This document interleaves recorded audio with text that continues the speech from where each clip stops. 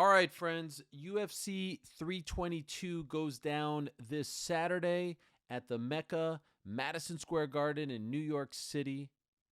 And in my opinion, and I don't even think it's much of a debate, it's the best damn pay-per-view card of the year. And it's not even close. 5 fights on this pay-per-view card, and there's some great ones on the prelims as well.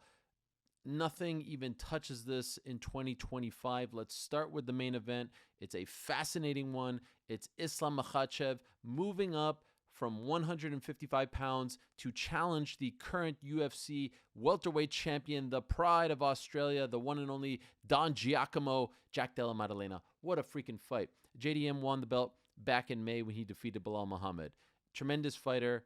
But has he ever fought anyone quite like Islam, who is the favorite going into this fight, moving up from 155, who was so dominant as a lightweight, in many people's eyes, the best pound-for-pound fighter in the world. He has won 15 fights in a row. If he wins this fight, he ties Anderson Silva's record of 16 in a row. We never thought anyone would even come close to that. And here's Islam on the cusp of becoming a double champion and on the cusp of potentially becoming maybe the most decorated fighter in the history of the UFC, or at least tying Anderson Silva's record. Now, what's so interesting about this is people have for so long compared him to Khabib Nurmagomedov, his mentor. I think if he wins this fight, he surpasses him. His legacy far surpasses anything that Khabib has ever done.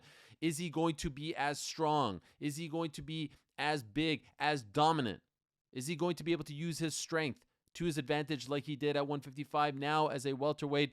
Is Jack going to be able to keep him at bay? Is he going to be able to keep this fight standing? That's what he wants to do. That's what he did against Bilal so very well just a few months ago. It's a fascinating fight. JDM wins this fight. He is on a rocket ship. Islam wins this fight. Double champion. Cements his place as one of the greats. I can't wait. I also can't wait. And I am as equally excited for the co-main event, which features the two best female fighters in the world, arguably the best female fight in the history of the sport, arguably the best female fight in the history of the UFC. It's Zhang Weili, the pride of China, moving up from 115 pounds. She was the champion there for so long at strawweight, moving up to 125, to flyweight, to challenge Valentina Shevchenko. This is a fight that we had been asking for, that quite frankly, I didn't think the UFC would actually do, and now we're getting it. And I love this fight. I love everything about this fight. I think that Zhang is the best pound-for-pound female in the world. A lot of people don't know how she'll do at 125 against the likes of Valentina, the greatest flyweight champion of all time. Oh, my God. These two are going to go toe-to-toe. It's going to be amazing theater. But that is not all, my friends. What about Sean Brady going up against Michael Morales?